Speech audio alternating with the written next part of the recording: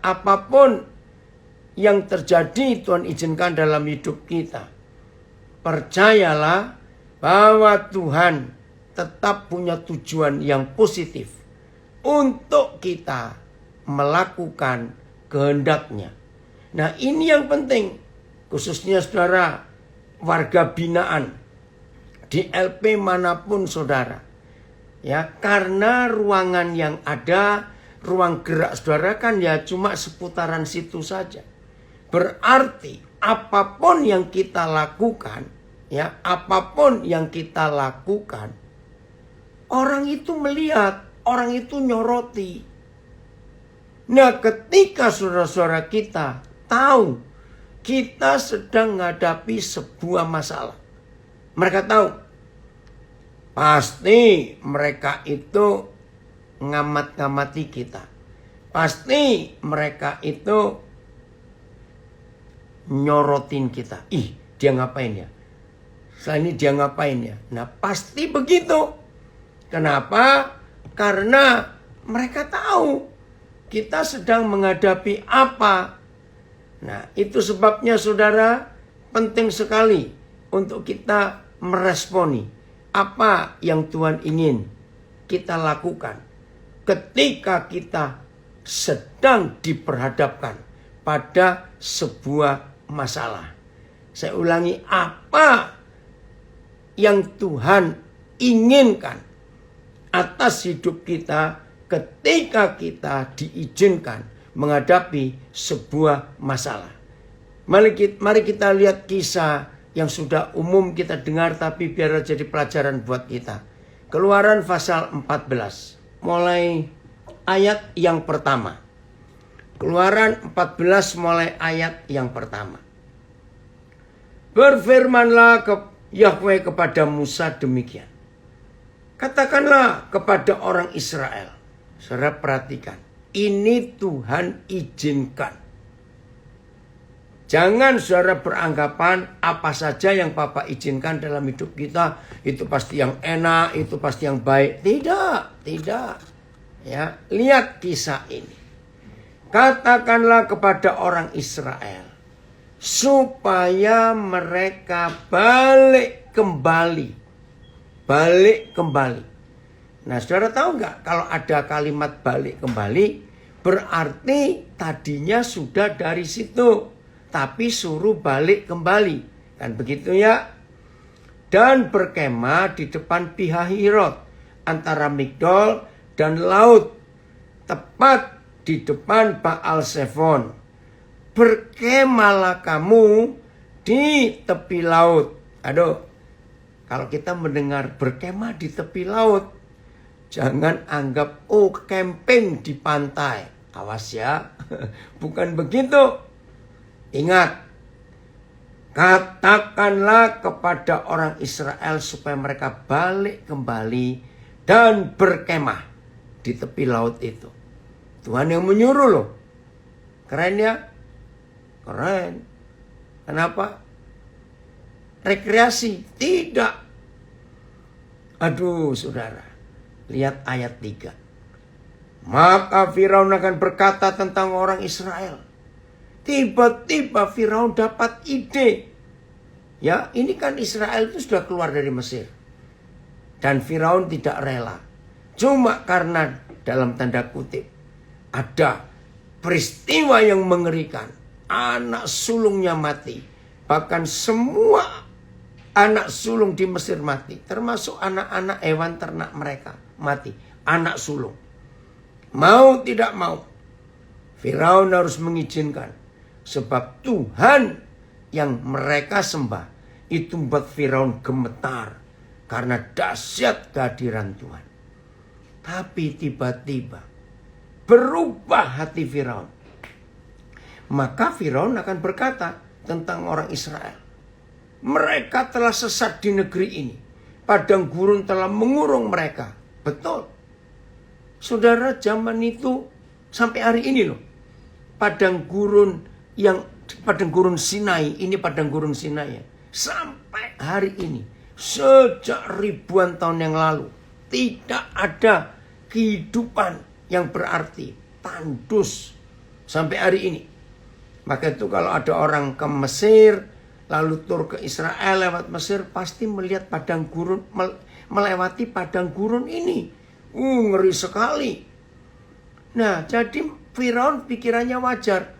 Pasti mereka tersesat. Karena nggak bisa kemana-mana. Nah, begitu Firaun mikir tersesat, Papa kita buat sesuatu yang sulit kita mengerti. Aku akan mengeraskan hati Firaun sehingga ia mengejar mereka. Dan terhadap Firaun dan seluruh pasukannya, aku akan menyatakan kemuliaanku sehingga orang Mesir mengetahui. Nah ini loh saudara. Kalau Tuhan izinkan ada hal apa saja yang tidak enak dalam hidup kita. Saya ulangi, kalau Tuhan izinkan ada hal apa saja yang tidak enak dalam hidup kita. Lihat firman ini. Sehingga orang Mesir, sehingga rekan-rekan kita, khususnya warga binaan, teman-teman yang satu sel, satu kamar, ya, satu lokasi, ya, sehingga orang Mesir, sehingga saudara kita mengetahui bahwa akulah Yahweh. Nah cuma ini, Tuhan ingin menunjukkan siapa dirinya di hidup kita. Sehingga orang-orang lain itu melihatnya. Woi, anak saya dari Balikpapan Nadir, makasih Ron. Saudara, ini hal yang luar biasa untuk kita kenali, untuk kita ketahui. Papa kita seperti itu. Ketika diberitahukan kepada Raja Mesir bahwa bangsa itu telah lari, wih ngeri ini. Maka berubahlah hati Firaun dan pegawai-pegawainya terhadap bangsa itu. Dan berkatalah mereka, apakah yang telah kita perbuat ini? Nah, seperti Firaun itu baru sadar dari mimpi. Loh, ngapain ya? Kok aku izinkan mereka untuk pergi? Tiba-tiba berubah pikiran Firaun. Saya ulangi. Maka berubahlah hati Firaun dan pegawai-pegawainya terhadap bangsa itu. Dan berkatalah mereka, apakah yang telah kita perbuat ini? Seperti orang bodoh aja kita ini. Bahwa kita membiarkan orang Israel pergi dari perbudakan kita. Ini yang Tuhan tidak suka. Karena mereka diperbudak. Nah, saudara, maaf. Kemudian, luar biasa. Kemudian, kemudian Firaun memasang keretanya. Karena cuma ada kendaraan kereta waktu itu ya, kereta kuda itu. Dan membawa rakyatnya serta. Aduh, saudara baca ini. Ayat 7. Ia membawa 600 kereta yang terpilih. Ya, segala kereta Mesir. Masing-masing lengkap dengan perwiranya. Bayangkan kalau keretanya saja 600. Dan itu kereta yang terpilih. Berarti kereta yang kuat, kereta yang hebat. Nggak tahu itu setiap kereta berapa belas ekor kuda yang menariknya. Lengkap dengan perwiranya. Demikianlah Yahweh mengeraskan hati Firaun Raja Mesir itu. Sehingga ia mengejar orang Israel. Tetapi orang Israel berjalan terus. Garis bawah ini. Dipimpin oleh tangan yang dinaikkan. Kenapa tangan dinaikkan? Memberi apa-apa. Tangan yang dinaikkan itu artinya otoritas. Saudara masih ingat sampai hari ini. Ya, semua jenderal dari semua angkatan selalu ada tongkat komando di tangannya. Nah, tongkat komando itulah yang memberitahu prajurit harus apa. Karena dengan tongkat komando, dengan tangan para jenderal yang dinaikkan itu, maka perintah sedang diberikan. Nah, seperti itu Tuhan memimpin mereka. Saudara, lagi sekali. Apapun yang sedang kita hadapi saat ini, yang enak maupun tidak enak. Saudara, apapun, saya ulangi, yang Tuhan izinkan terjadi, apapun, percayalah bahwa Tuhan tetap bertanggung jawab atas kehidupan kita. Itu yang Tuhan mau kerjakan lewat kita. Maka itu ketika Firaun berubah pikiran, mengejar orang Israel. Saudara ingat ya, 600 kereta terpilih. Mengejar orang yang berjalan kaki. Coba merenung sebentar. Nggak imbang. Kurang lebih yang dipimpin Musa ada 4 jutaan kurang lebih. Dikejar dengan kereta. Wih, ngeri sekali. Dan kita percaya kudanya nggak cuma 1 yang narik kereta itu. Minimal 6 atau 8. Tergantung apalagi terpilih. Terus ayat yang ke-9. Jangan lupa ayat 8. Dipimpin oleh tangan yang dinaikkan. Artinya otoritas Tuhan. Adapun orang Mesir, segala kuda dan kereta Firaun, orang-orang berkuda dan pasukannya mengejar mereka dan mencapai mereka. Pada waktu mereka berkemah di tepi laut, dekat Pihahirot di depan Baal Zephon. Luar biasa. Tadi pagi saya dapat renungan berupa gambar dari seorang sahabat saya, gembala dari Surabaya. Cuma gambar. Tapi ada tulisan gini. Jadi ada gambar telur ayamnya, ada gambar sayur, saya nggak ingat yang lain. Ya, ada gambar apalagi lah pokoknya entah kacang atau daging atau apa macam-macam. Dan renungannya ditulis begini. Mereka direbus di air yang sama.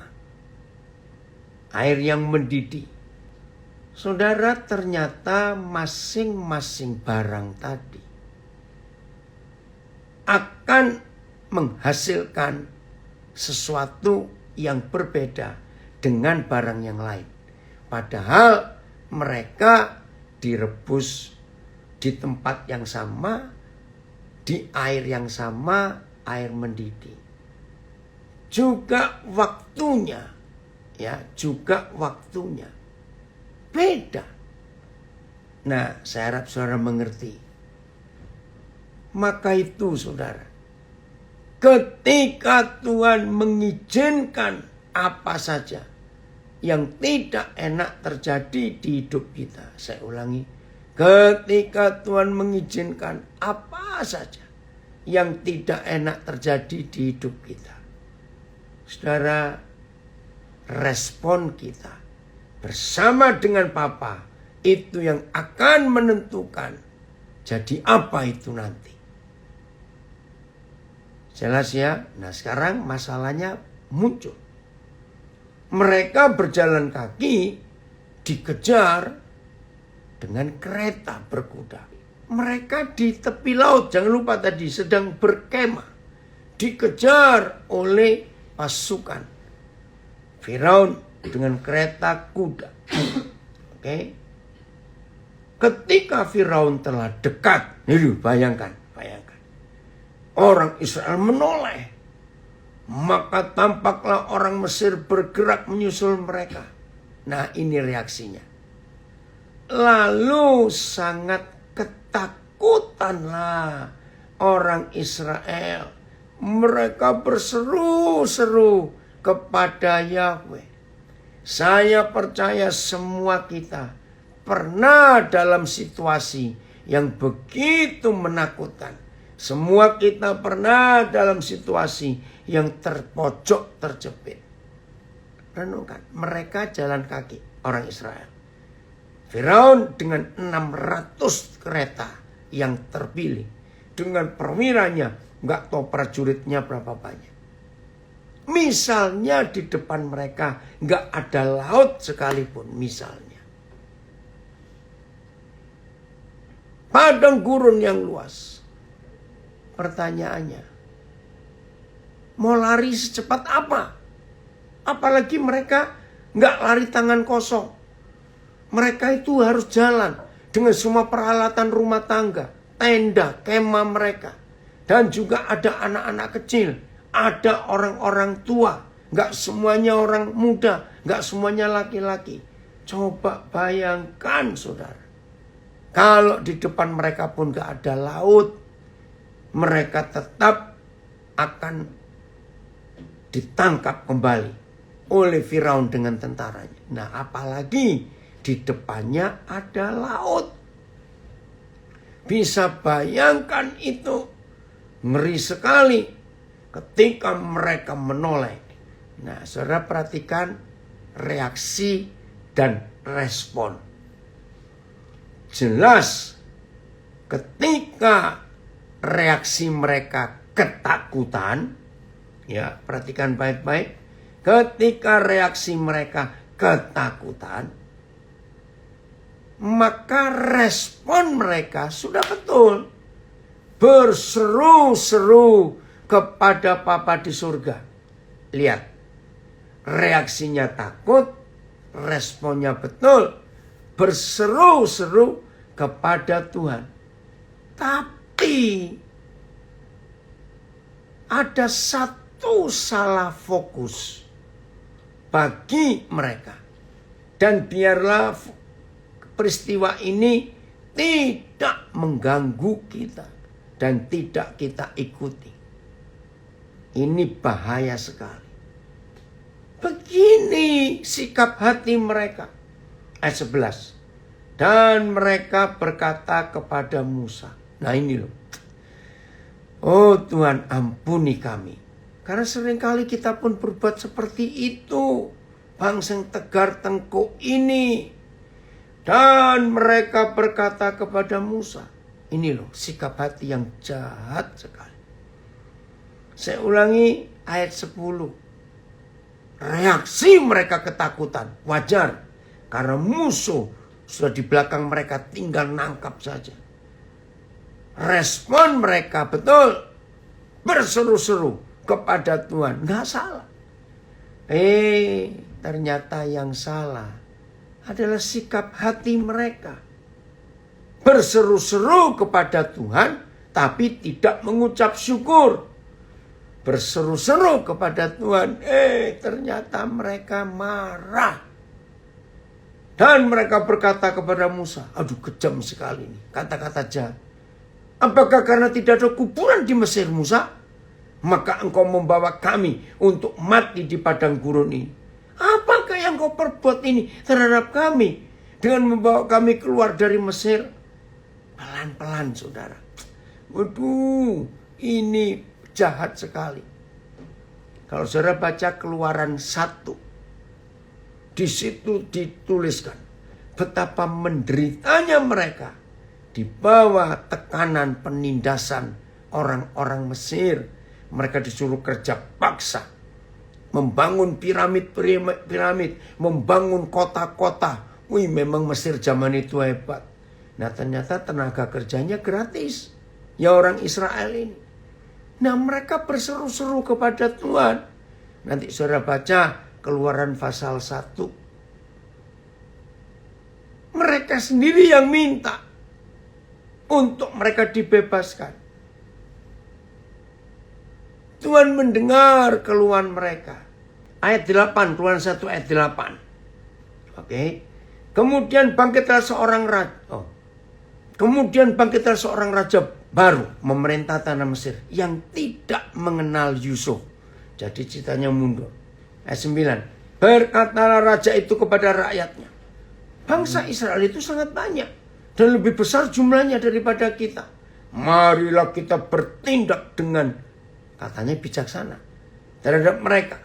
Supaya mereka jangan bertambah banyak lagi. Dan jika terjadi peperangan, jangan bersekutu nanti dengan musuh kita. Dan memerangi mereka dari negeri ini. Lihat ayat 11. Ini yang mereka teriakkan kepada Tuhan. Dan Yahweh Tuhan melihat penderitaan mereka. Sebab itu pengawas-pengawas rodi, tahu istilah kerja rodi, kerja paksa, ditempatkan atas mereka untuk menindas mereka dengan kerja paksa. Mereka harus mendirikan bagi Firaun kota-kota perbekalan, yakni Pitom dan Ramses. Ada itu sampai hari ini nama kota itu. Tetapi makin ditindas, makin bertambah banyak dan berkembang mereka. Sehingga orang merasa takut kepada orang Israel itu. Lalu, ngeri. Dengan kejam, orang Mesir memaksa orang Israel bekerja. Dan memaitkan. Aduh saudara, ini saya nggak bisa bayangkan ya. Hidup mereka dibuat pahit. Sadis sekali bukan? Dan memaitkan mereka dengan pekerjaan yang berat. Yaitu mengerjakan tanah liat dan batu bata. Dan berbagai-bagai pekerjaan di padang. Ya. Aduh, berapa kali kata kejam ini diulang. Ya. Segala pekerjaan yang dengan kejam dipaksakan orang Mesir kepada mereka itu. Kembalian ke pasal 14. Nah, saudara bayangkan situasi mereka sesadis itu yang mereka alami. Mereka berseru kepada Bapa di surga. Dan Bapa surga menjawab. Maka mereka dilepaskan.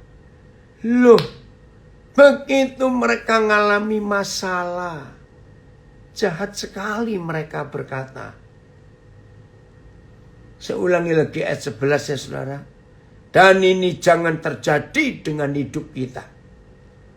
Dan mereka berkata kepada Musa. Lihat, jahat sekali enggak mulut mereka. Jahat sekali enggak hati mereka. Apakah karena tidak ada kuburan di Mesir, maka engkau membawa kami untuk mati di padang gurun ini?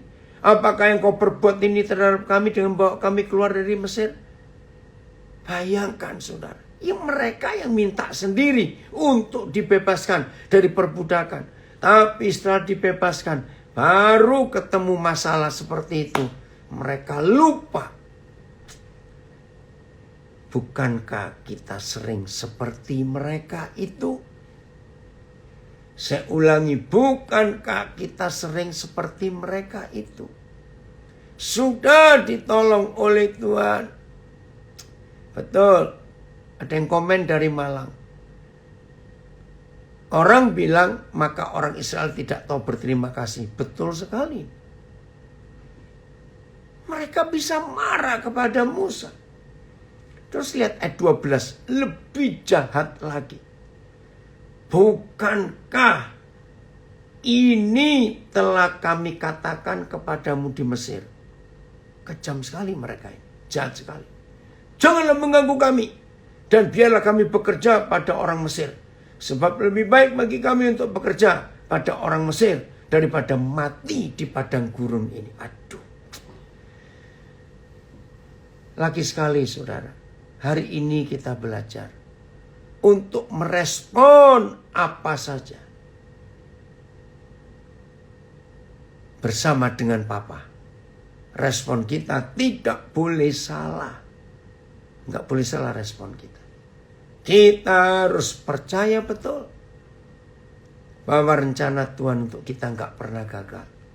Seringkali kita yang buat gagal rencana Tuhan itu. Saya ingin kembali ke ayat sebentar 10 ya, supaya saudara ingat. Ketika Firaun telah dekat, orang Israel menoleh. Ya wajar. Karena lihat debu yang naik. Lihat suara kuda yang kencang sekali. Karena kalau 600 keretanya minimal 1 kereta itu harus 2 yang naik minimal. Kalau kereta besar bisa lebih. Kudanya sekian kali 600. Belum tentara yang berkuda. Wajar mereka noleh. Karena dengar apa ribut-ribut. Lalu sangat ketakutanlah orang Israel. Wajar saya ulangi. Semua kita pun pasti akan begitu. Jadi mereka ketakutan. Reaksinya takut. Respon mereka bagus. Berseru-seru kepada Yahweh. Ternyata sikap hati yang salah. Jadi sampai mereka berseru-seru kepada Tuhan, itu bagus. Ternyata sikap hatinya. Coba merenung sebentar. Kira-kira kalau Musa seperti kita. Coba renungkan. Ya. Memimpin orang yang tadinya minta dipimpin untuk dibebaskan. Kalau saudara baca waktu mereka keluar malam itu, mereka bersorak-sorak, mereka nyanyi, bersyukur kepada Tuhan karena mereka bebas dari penjajahan yang kejam, perbudakan itu. Gak lama. Saya belum tahu berapa hari ketika mereka keluar dari Mesir sampai ke tepi laut ini. Kalau ada yang tahu, saya ingin belajar. Baru berapa hari loh mereka keluar meninggalkan Mesir. Tiba-tiba masalah datang. Langsung reaksi mereka begitu jahat. Baik kepada Tuhan maupun kepada Musa. Mereka jahat dan kejam. Ngomel-ngomel seperti itu. Sampai mengingatkan Musa. Kan kami sudah bilang, jangan ganggu kami. Lebih baik kami tinggal 1070 kilometer. Riki, terima kasih. Sudah jauh juga ya mereka berjalan. 1070 kilometer.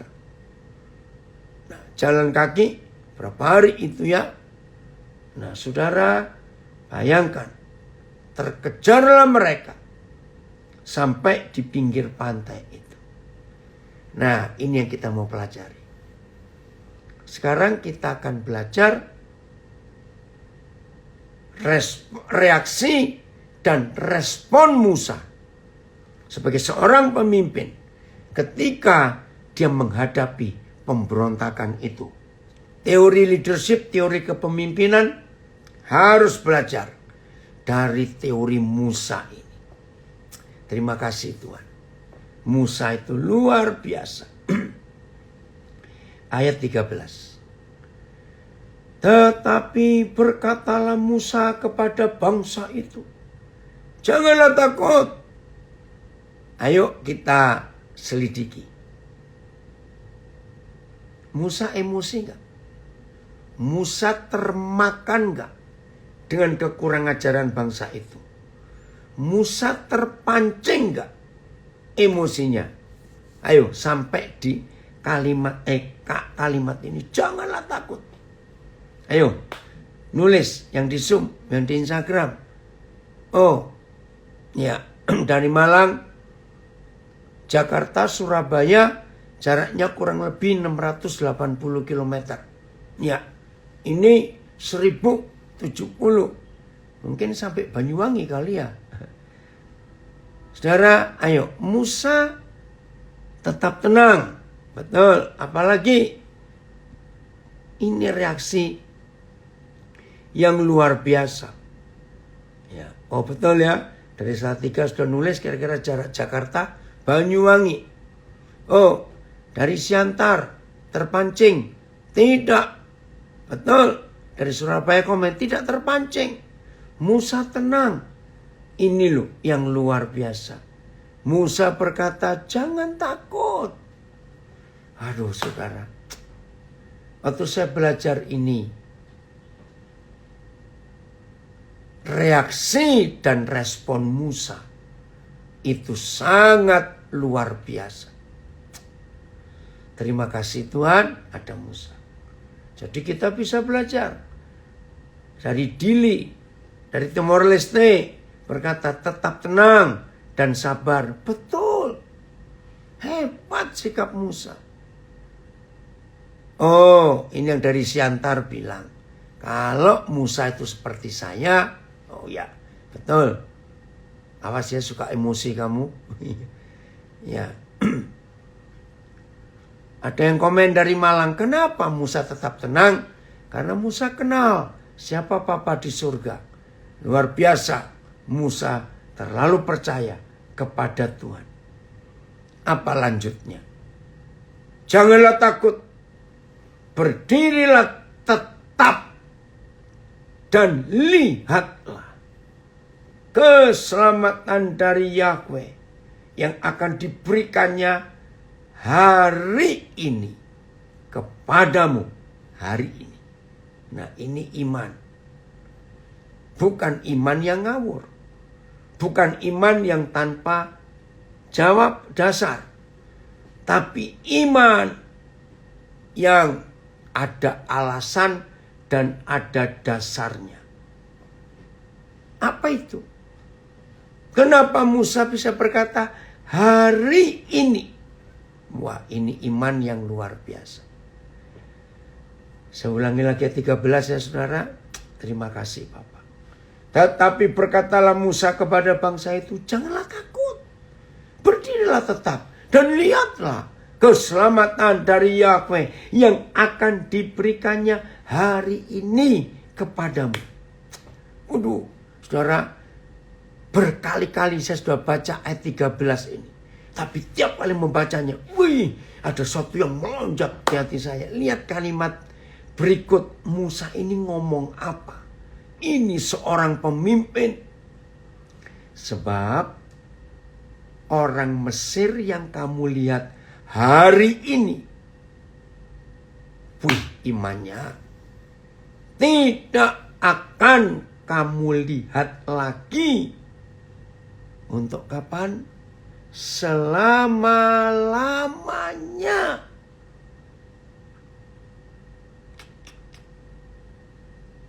Nah, waktu saya ngajar sekolah minggu, saya ajak guyon anak-anak dengan ayat 13 ini. Saya percaya semua kita juga akan punya respon seperti anak-anak ini. Begini loh saudara, pelan-pelan ya. Sesuatu yang kita akan lihat terakhir itu di hari ini. Pelan-pelan. Sesuatu yang kita tahu hari ini terakhir kita melihatnya. Reaksi kita harusnya bagaimana? Ada istilah Jawa, maafkan saya pakai istilah Jawa. Jawa Timur, Jawa Tengah beda. Jawa Tengah bilang dimat-matke. Kalau Jawa Timur bilang dipentelengi. Nah, ini bahasa Indonesianya dilihat dengan teliti, dengan sepuas-puasnya. Karena terakhir hari ini ngelihat. Setelah besok dan selama-lamanya kita nggak ngelihat lagi.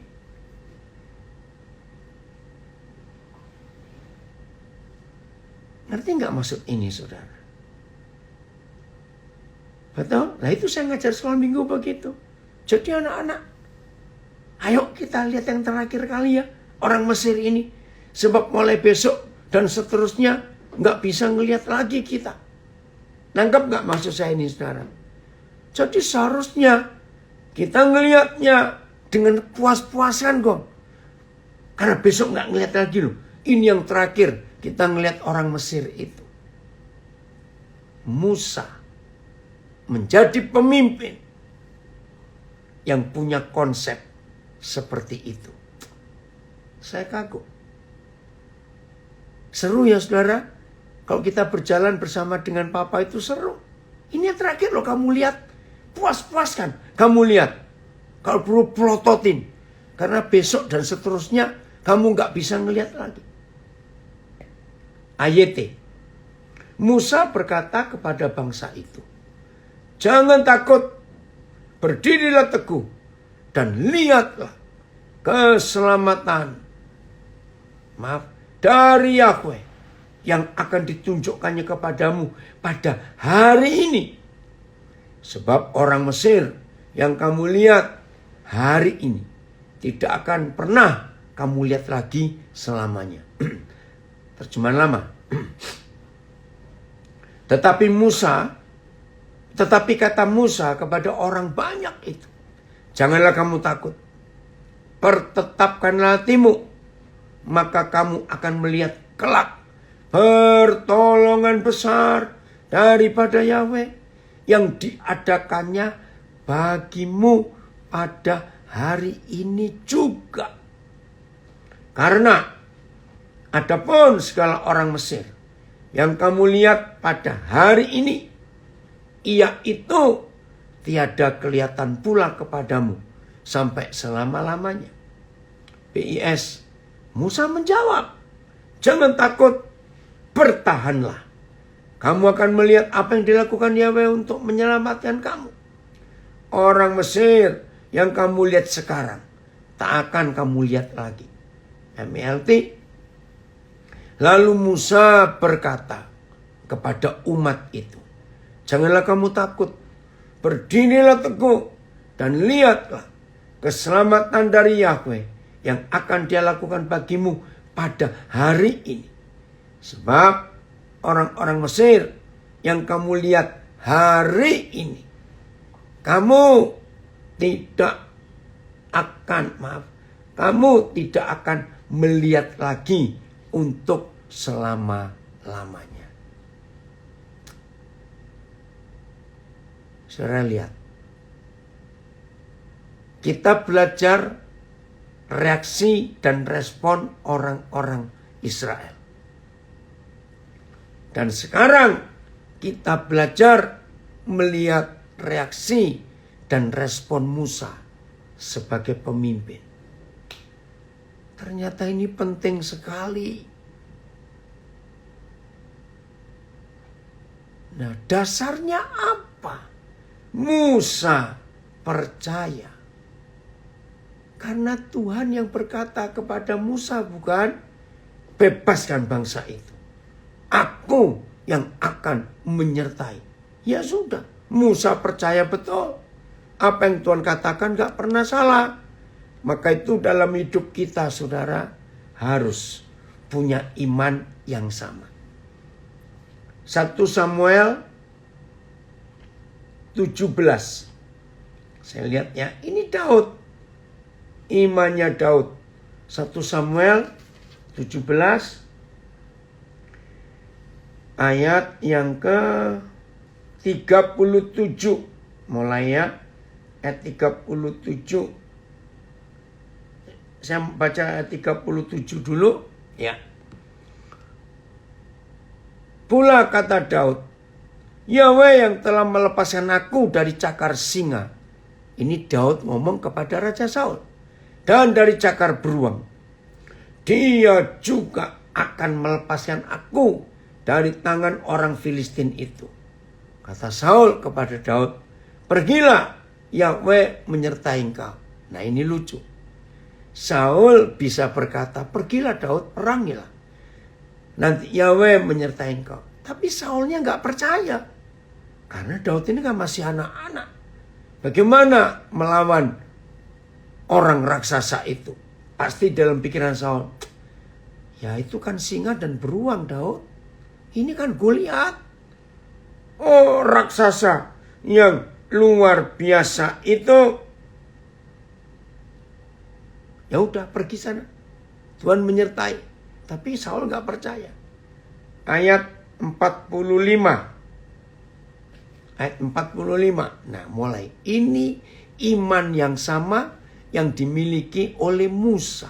Tetapi Daud berkata kepada Goliat, orang Filistin itu, "Engkau mendatangi aku dengan pedang dan tombak dan lembing." Lengkap sudah. Tombak, pedang, lembing. Bayangkan sebentar. Dan ada perisai lagi. Ya. 3 senjata. Dan besar-besar. Karena dia raksasa, Daud kecil. Lihat ayat 46. Ada iman yang sama. Maka itu tema kita hari ini. Belajar untuk meresponi apa saja yang kita hadapi bersama dengan Papa. Respon itu penting. Musa menghadapi bahaya besar. Di belakang ribuan tentara Firaun dengan 600 kereta terpilih di depan laut. Daud menghadapi musuh yang tak tertandingi. Sebab kalau saudara baca sebelumnya 40 hari dikatakan. Berarti sebulan lebih. Mereka cuma pagi-pagi bangun menghadapi, tapi gak ada perang. Sebab 40 hari itu Goliat mengancam, merendahkan. Kalau sekarang dibully itu orang Israel. Ya, dirudung, dibully, perundungan. Habis-habisan dengan kata-kata hujat, kata-kata yang jahat. Reaksinya, responnya Saul ketakutan. Tapi responnya Daud beda. Padahal kecil. Nah, dari mana kita tahu? Ya karena waktu nanti saudara baca. Hukum perang internasional. Internasional loh, sejak zaman dulu. Semua yang maju perang harus pakai pakaian perang. Itu wajib. Itu hukum perang internasional sampai hari ini. Nah, Daud dipaksa untuk pakai pakaian perang. Nah, dari sini saya tahu bahwa Daud itu masih anak-anak. Lo kok tahu? Nggak ada ayatnya. Begini loh. Ini logika anak-anak. Ini saya dapat waktu saya ngajar sekolah minggu. Begitu Daud nurutin Saul untuk pakai pakaian perang. Tolong diperhatikan. Dari zaman kapan saja sampai zaman kapan saja. Yang namanya pakaian perang gak ada yang ukuran S, small. Semua pakaian perang ukurannya large, L. Wih, kalau Goliat itu berapa XL itu saya gak tahu. Nah, ketika Daud harus memakai pakaian perang, karena itu hukum internasional, maka ketopong nutupi kepalanya, plak, sampai ke dadanya sini. Jadi koplok-koplok itu bisa bayangkan gak saudara? Karena gak ada pakaian perang ukuran S. Ini responnya Daud ketika menghadapi Goliat. Ayat 46. Hari ini juga. Bukan nanti. Bukan besok. Hari ini juga. Yahweh akan menyerahkan engkau ke dalam tanganku.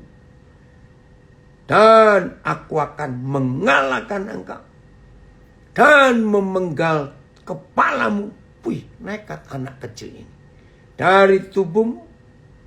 Diulangi lagi. Hari ini juga. Aku akan memberikan mayatmu. Dan mayat tentara orang Filistin. Kepada burung-burung di udara. Burung pemakan bangkai maksudnya. Dan kepada binatang-binatang liar. Oh, terima kasih Bapak. Terima kasih.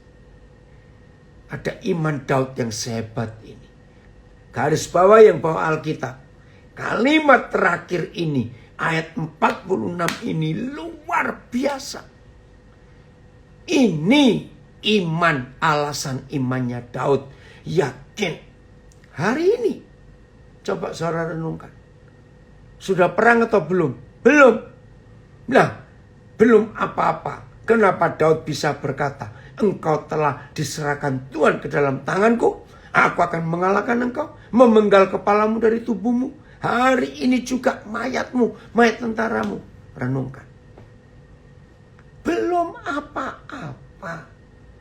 Daud baru berhadapan dengan Goliat. Seperti Musa, belum terjadi apa-apa.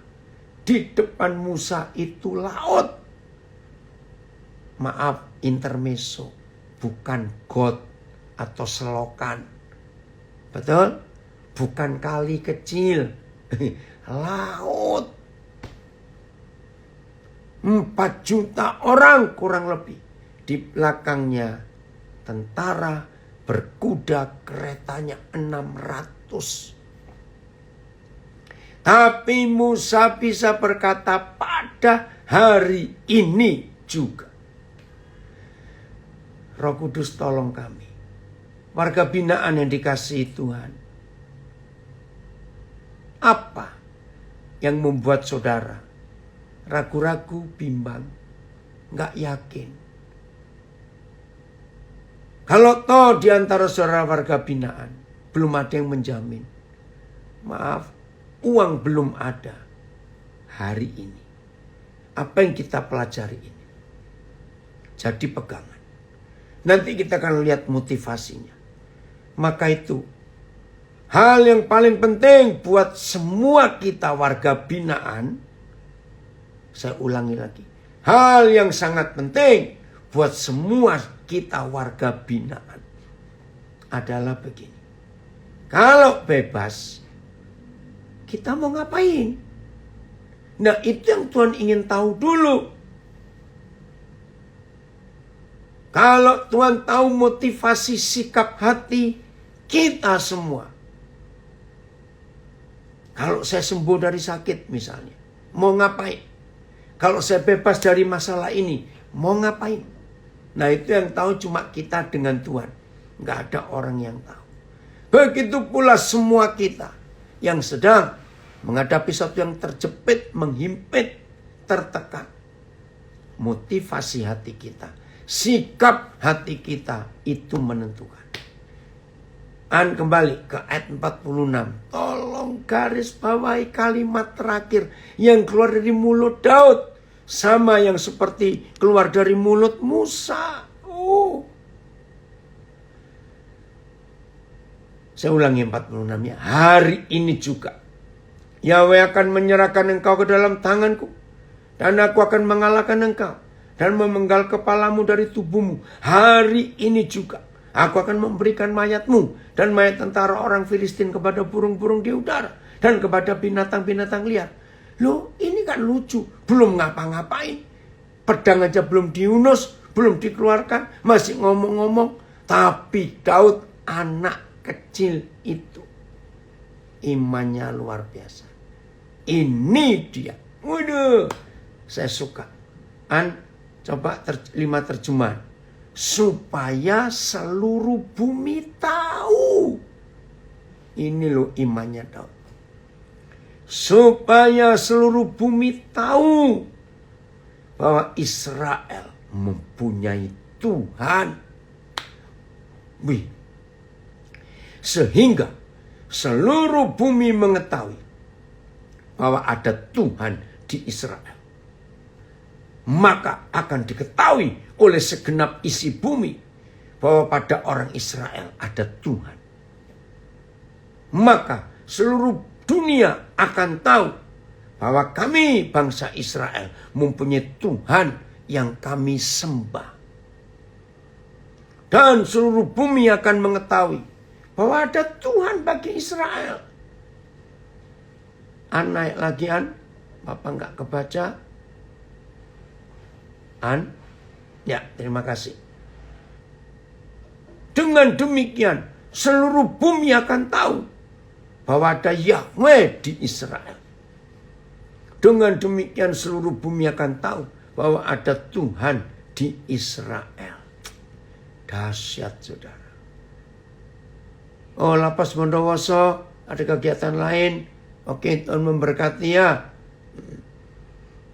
Ya, Pak Daniela Lian dari Medan. Betul, pembelaan Yahweh itu sempurna. Dari Lampung. Inilah setiap kita manusia seringkali khawatir dan kemerungsung, mendidih bahasa Jawa Indonesia.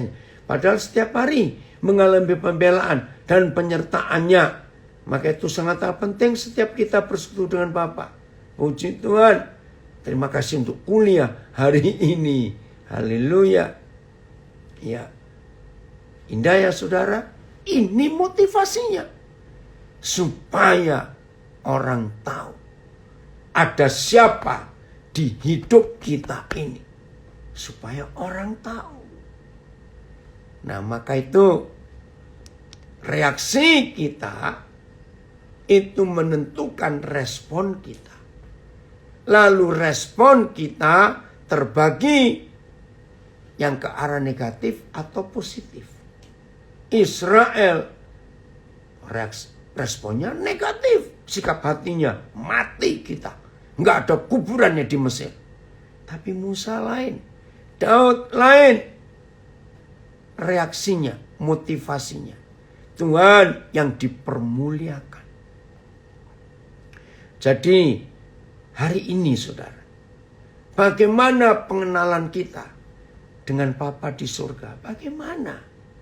Makin kita kenal Dia, makin kita kuat di dalam Dia. Makin kuat. Maka kalau hidup kita seperti ini, hebat sekali. Kembali ke Keluaran 14. Sekarang ayat 14-nya. Wih, luar biasa. Ayat 14. Ya. Oh, terima kasih Bapak. Terima kasih untuk hal yang hebat. Kalau Musa tidak mengenal Yahweh Tuhannya, nggak mungkin dia akan berkata seperti ini. Yahweh akan berperang untuk kamu. Dan kamu akan diam saja. Wih, ini iman yang luar biasa saudara. Nah, bagaimana dengan iman kita hari-hari ini? Untuk berjalan mengikuti tuntunan Tuhan dalam hidup kita. Sangat penting sekali kita memperhatikannya baik-baik. Jadi yakin ya, kita diam. Tuhan yang bertindak. Tapi jangan dipakai ini untuk semua hal dalam hidup kita. Karena ada waktunya kita kerjasama dengan Tuhan. Tapi dalam kondisi seperti itu, gak bisa kalau enggak Tuhan. Karena di depan laut, di belakang tentara Mesir. Mau ke kanan, ke kiri, juga padang gurun. Hanya dari atas akan datang pertolongan itu. Ayat 15-an. Ayat 15. Nah sekarang, Bapak ngomong, berfirmanlah Yahweh kepada Musa, mengapakah engkau hanya bersuruh-suruh demikian kepadaku? Katakanlah kepada orang Israel supaya mereka berangkat. Kenapa saya tertawa? Ini lucu. Berangkat kemana? Supaya mereka berangkat. Ayo, saya percaya kalau Israel model-model kita akan teriak, berangkat kemana? Di depan laut kok. Apa suruh berenang semua? Saudara, maka itu reaksi, respon kita itu menentukan. Jelas firman Bapa di surga, berangkat. Nah kita yang mikir berangkat kemana? Di depan itu laut, bukan got, bukan selokan, maaf saya. Di belakang tentara Firaun. Ayat 16. Maka itu kalau hidup kita berjalan bersama dengan Tuhan. Dan engkau Musa, ini lucu lagi. Angkatlah tongkatmu dan ulurkanlah tanganmu ke atas laut. Hahaha. Maaf ya Tuhan, maaf. Tapi ini kami belajar.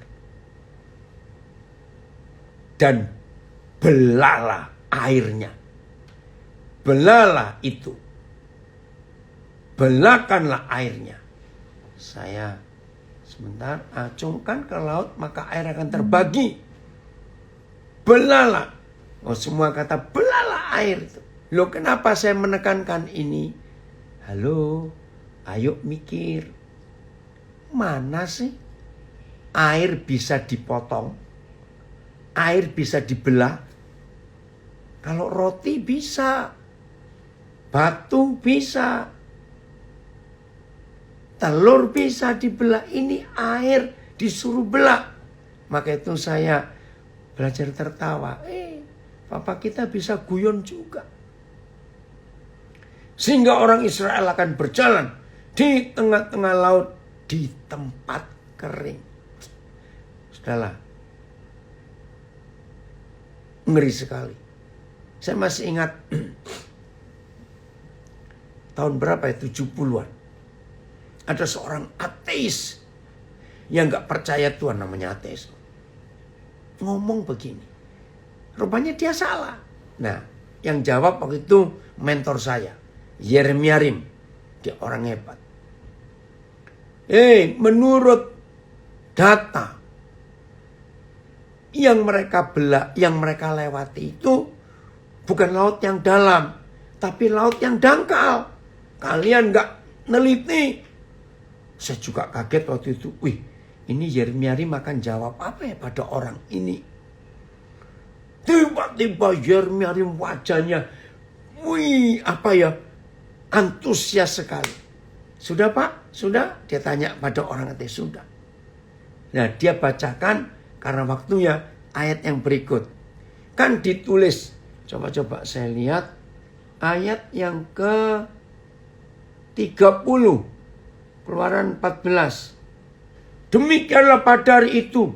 Pada hari itu. Hari ini toh kata Musa. Yahweh menyelamatkan orang Israel dari tangan orang Mesir. Dan orang Israel melihat orang Mesir mati. Terhantar di pantai laut. Saya kaget. Yeremia menjawab pakai ayat 30 pada orang ateis itu. Maaf ya Bapak. Kalau Bapak berkata, laut itu dangkal ketika mereka menyeberang, maka saya lebih kagum lagi kepada Tuhan saya. Si ateis, saya lihat wajahnya. Loh kenapa? Saya juga bingung. Kenapa Yeremia ngomong seperti itu? Begitu dijelaskan, semua yang di ruangan itu tertawa. Tapi si ateis bingung. Kan tadi Bapak bilang, mereka nyebrangnya di laut yang dangkal.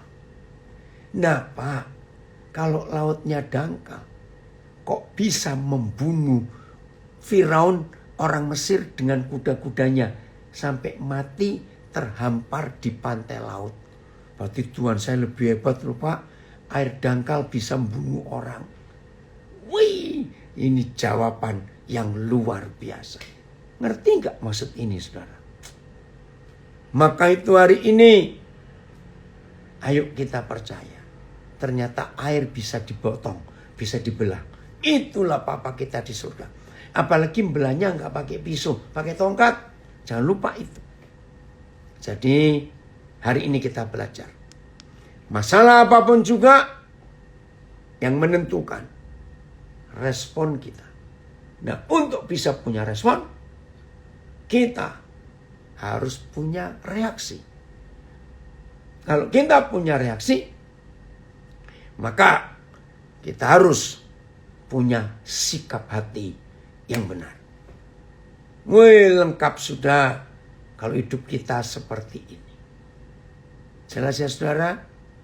Tuhan Yesus memberkati kita semua. Mari kita terus belajar. Terus belajar. Papa terima kasih. Terima kasih. Engkau selalu hadir di hidup kami untuk belajar. Lagi sekali saudara kami warga binaan. Dalam semua perjuangan mereka, Tuhan menolong mereka. Saudara kami, baik Kalapas maupun semua petugas yang mengembalakan kami di dalam LP, berkati mereka juga. Makasih Tuhan. Puji Tuhan. Selamat menjadi pelaku firman Tuhan.